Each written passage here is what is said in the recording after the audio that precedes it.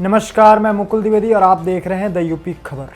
उत्तर प्रदेश में 2022 में होने वाले विधानसभा चुनाव को लेकर ब्राह्मण वोटों के लिए सियासी संग्राम छिड़ चुका है।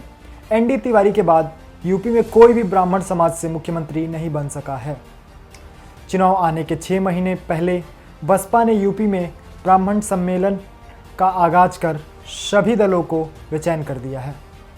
यही वजह है कि 2022 के चुनाव में बसपा के बाद सपा से लेकर बीजेपी और कांग्रेस तक ब्राह्मण वोटों को साधने की जुगत में जुट गए हैं। बसपा की सक्रियता को देखते हुए सपा ने भी ब्राह्मण सम्मेलन करने का आगाज कर दिया है। समाजवादी पार्टी के राष्ट्रीय अध्यक्ष अखिलेश यादव ने पार्टी के 5 ब्राह्मण नेताओं से मिल एक 5 सदस्यीय कमेटी गठित कर ब्राह्मण सम्मेलन करने की बात कही है। यह कमेटी ब्राह्मणों के साथ होने वाली घटनाओं को सड़क से लेकर सदन तक उठाएगी। कहा जाता है कि सबसे ज़्यादा साइलेंट वोटर दलित और महिला वोटर होते हैं, लेकिन यूपी में इसके विपरीत हवा बहती रही है।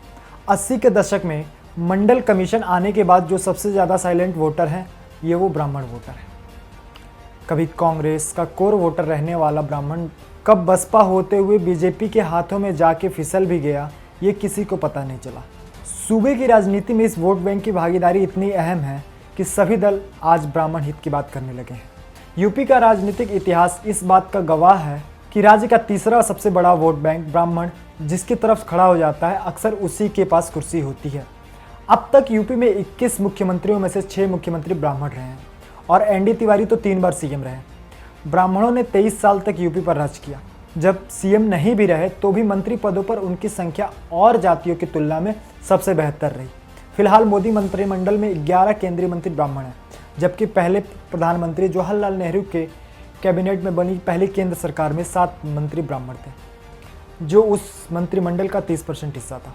इस वोट बैंक के बिना किसी भी पार्टी का यूपी में सत्ता का सपना पूरा होता नहीं दिखाई दे रहा है।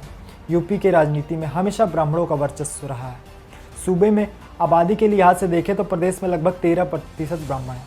कई विधानसभा सीटों पर तो 20% हैं। ऐसे में हर पार्टी की नज़र इस वोट बैंक पर टिकी है।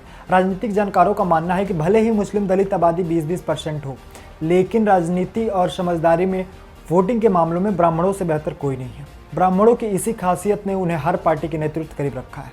80 के दशक में मंडल आंदोलन के बाद यूपी की सियासत पिछड़े दलित और मुस्लिम केंद्रित हो गई, जिसका नतीजा रहा कि यूपी को कोई ब्राह्मण सीएम नहीं मिल सका। ब्राह्मण एक दौर में पारंपरिक रूप से कांग्रेस के साथ था, लेकिन जैसे जैसे कांग्रेस कमजोर हुई, यह वर्ग दूसरे ठिकाने खोजने लगा।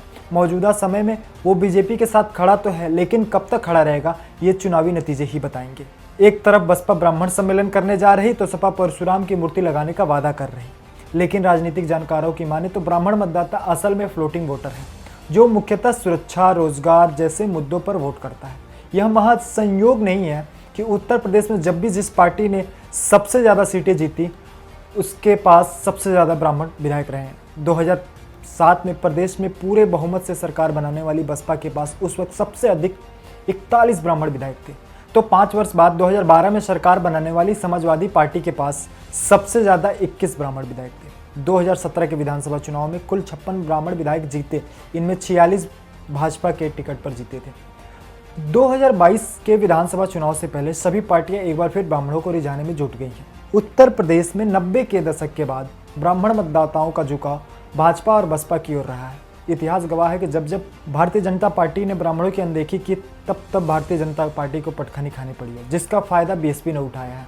1993 में जब बसपा पहली बार सत्ता में आई तो उसके पास महज 1 ब्राह्मण था, लेकिन चुनाव दर चुनाव यह आंकड़ा बढ़ता गया। 2007 के यूपी चुनाव में CSDS की रिपोर्ट के मुताबिक सिर्फ 17% ब्राह्मणों ने ही मायावती को वोट किया था, और इससे भी अधिकतर वोट बसपा को वहां मिले थे जहां उसने ब्राह्मण उम्मीदवार खड़े किए थे। 2017 के चुनाव में बीजेपी से सबसे ज़्यादा ब्राह्मण विधायक बने, लेकिन इससे पहले बीजेपी से जीते ब्राह्मणों की संख्या 20 से ज़्यादा नहीं बढ़ी थी। वहीं 2002 से लेकर 2012 तक तो बीजेपी से जीतने वाले ब्राह्मणों की संख्या का अंक दहाई में भी नहीं जा पाया था।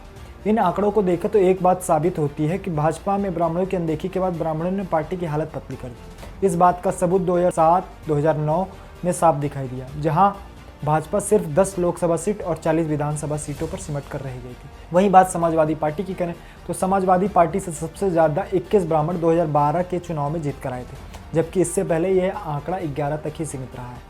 राजनीतिक जानकारों की माने तो पिछड़ा, दलित, मुस्लिम के बाद सबसे ज़्यादा राजनीतिक दलों का फोकस ब्राह्मण वोटों पर ही है। वह इसे किसी भी कीमत पर अपने पाले में लाने का प्रयास कर रही हैं। ऐसे में भी यूपी में अगले साल होने वाले विधानसभा चुनाव को लेकर ब्राह्मण वोटों पर भी सभी की निगाहें लगी हुई हैं।